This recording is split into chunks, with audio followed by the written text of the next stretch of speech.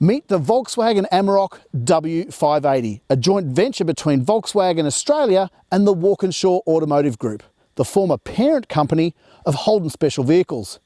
It's been a year in the making, and now we've finally driven it. Let's check it out.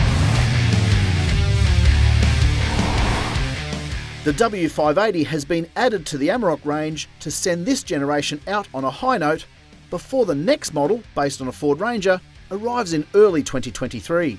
Regular models in the current Amarok lineup remain, but there are now two new flagships, the W580 and the W580S. They're priced from $71,990 plus on-road costs for the W580 and $79,990 plus on-road costs for the W580S. Power from the 3-litre turbo diesel V6 remains unchanged, but it still has the most grunt in the diesel ute segment, with 200 kilowatts on overboost and 580 Nm on tap through much of the rev range.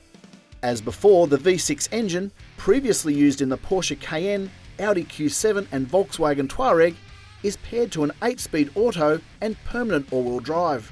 The W580 effectively starts life as a Highline 580 SE before additional parts are fitted in Melbourne by the Walkinshaw Automotive Group, which did the engineering and development work on the suspension and tyres, as well as subtle design changes. The first changes are made on the production line in Pacheco, Argentina.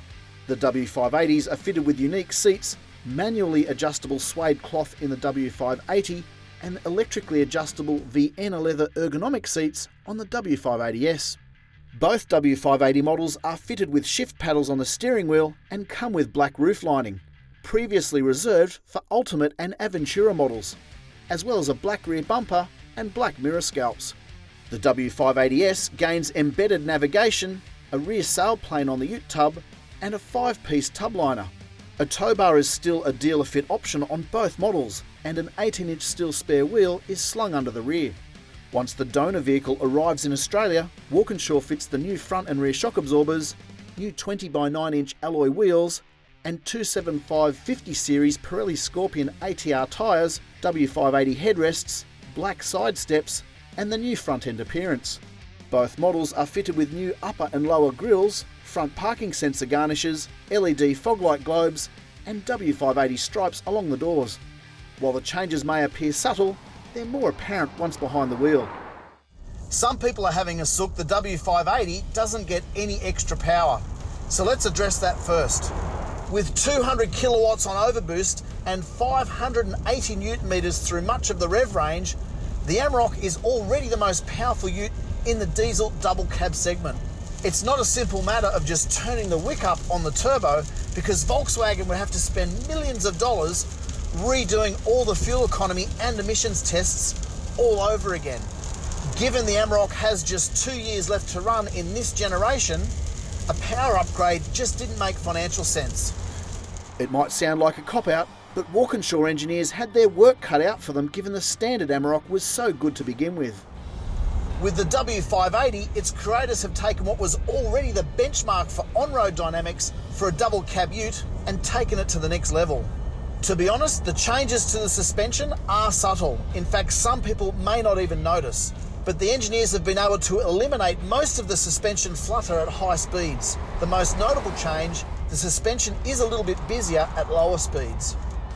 Once you start to push the W580 to its limits, it really starts to shine, delivering a level of grip that until now has been foreign to utes. On the slippery and winding roads in the snowy mountains during our preview drive, the W580 felt more sure-footed than a ute ought to feel. That said, it's still governed by the laws of physics. Threading a 2-ton mass through slippery corners requires caution and finesse. Dislikes?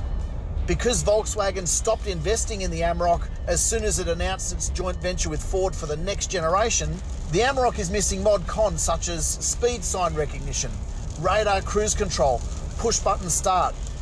Those are features that are increasingly becoming standard on the latest utes. It's also one of the few utes in the class without advanced safety aids, such as autonomous emergency braking, blind zone warning, and lane keeping assistance. Back seat space is tight, and there's no airbag protection in the rear. But fans of the Amarok clearly don't mind living without such creature comforts or safety aids. In exchange, they get turbo diesel V6 power and permanent all-wheel drive grip. With an as-tested 0 to 100 time of 7.8 seconds, the Amarok is the fastest ute among its peers. It's at least 2 seconds quicker to the speed limit than the current crop of utes, including Hilux, Ranger, D-Max, you name it. None of them can lay a glove on the Amarok when it comes to power and performance. And that applies even when towing. First impressions? The Volkswagen Amarok W580 is an awesome first effort and hopefully a sign of things to come. The changes may be a touch too subtle for some, but hardcore Amarok fans will definitely notice the difference.